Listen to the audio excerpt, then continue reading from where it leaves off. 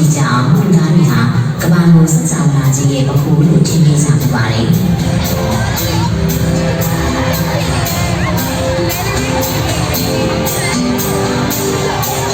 ဒါပေမဲ့သိပ္ပံပညာထွန်းကားလာပြီးသိပ္ပံပညာသိရှိချက်တွေကိုလက်ခံလာကြတဲ့အချိန်မှသာဒီအယူဆဟာမှားနေကြောင်းသိရှိခဲ့ကြပြီးစကြဝဠာကြီးအပေါ်အမြင်တွေပြောင်းလဲလာခဲ့ပါတယ်။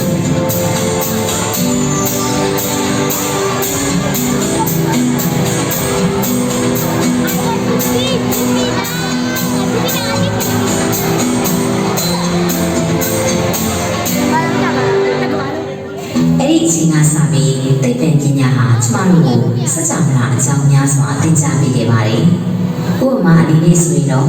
နေကကျမတို့ရဲ့ကမ္ဘာလိုပဲစကြဝဠာကြီးရဲ့အလဲပခုမဟုတ်ဘူးဆိုတာသိရှိခဲ့ရပါတယ်။နေဟာလေအခြားခြေတွေလိုပဲမထူးခြားတဲ့တာမန်ခြေတစ်စင်းသာဖြစ်ပါတယ်။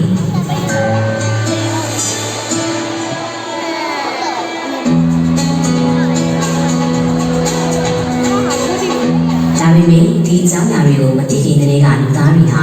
စကြဝဠာကြီးတွေမှာလူသားတွေအပြင်အခြားသက်ရှိတွေရှိကြသေးလားဆိုတဲ့မိကုံးတွေအကြောင်းစိတ်ဝင်စားစူးစမ်းလေ့လာခဲ့ကြပါတယ်။ကျမတို့စူးစမ်းနေတဲ့အချိန်လေးမှာပဲတခြားကမ္ဘာကပစုံတစ်ယောက်ဒါမှမဟုတ်ပစုံတစ်ခုကကျမတို့လိုပဲတူနေတဲ့မိကုံးကိုမင်းနေဆိုတာလည်းဖြစ်နိုင်ပါတယ်။ကျွန်တော်တို့ရဲ့ဒီဂျိုရီနဲ့ညဘက်မှာမြင်တွေ့ရတဲ့ခြေတွေအားလုံးဟာ Milky Way လို့ခေါ်တဲ့နဂါးမွေတဲ့ galaxy ကြီးရဲ့အစိမ်းပိုင်းနေတာဖြစ်ပါတယ်။အဲဒီ galaxy ကြီးတွေမှာကျွန်တော်တို့ရဲ့နေမီကြီးလိုမျိုးခြေဘီလီယံပေါင်းများစွာတည်ရှိနေကြပါတယ်။ဒါပေမဲ့ဒီလောက်ကြီးမားတဲ့ခြေအဆူကြီးဟာလည်းစကြဝဠာရဲ့အလဲပေါ်ကိုမဟုတ်သေးပါဘူး။ကျွန်တော်တို့ရဲ့နဂါးမွေတဲ့ galaxy ကြီးဆိုတာကလည်းစကြဝဠာထဲမှာရှိတဲ့ဘီလီယံပေါင်းများစွာသော galaxy ကြီးတွေကတစ်ခုပဲဖြစ်ပါတယ်။ galaxy တစ်ခုစီတိုင်းဟာ၎င်းတို့ကိုယ်ပိုင်ခြေဘီလီယံပေါင်းများစွာနဲ့ဖွဲ့စည်းထားပါတယ်။ဒီလိုအဆုံးရှိတဲ့သဘာဝတရားကြီးကြောင့်စကြဝဠာထဲမှာကျွန်တော်တို့ကမ္ဘာကြီးလိုမျိုးနေရာတွေအများကြီးရှိနေနိုင်ပါတယ်။ဒါကြောင့်တခြားနေရာတွေမှာတက်ရှိတွေရှိနေသလားဆိုတာအဓိကမေးခွန်းမဟုတ်ပဲဘယ်နေရာမှာရှာကြမလဲဘယ်လိုတွေ့အောင်ရှာကြမလဲဆိုတာကပိုအရေးကြီးပါတယ်။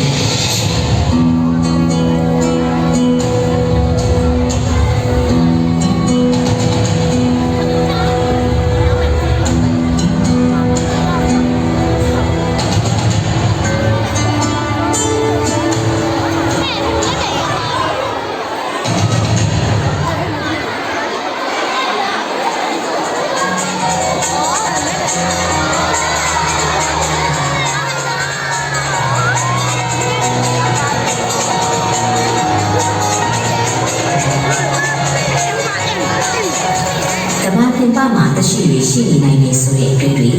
ဒါမှမဟုတ်အခြားသူတွေစီကိုခရီးသွားနိုင်ဖို့ဆိုတဲ့စိတ်ကူးတွေဟာလူသားယဉ်ကျေးမှုတမိုင်းစာတွေကရှိနေကြပါတယ်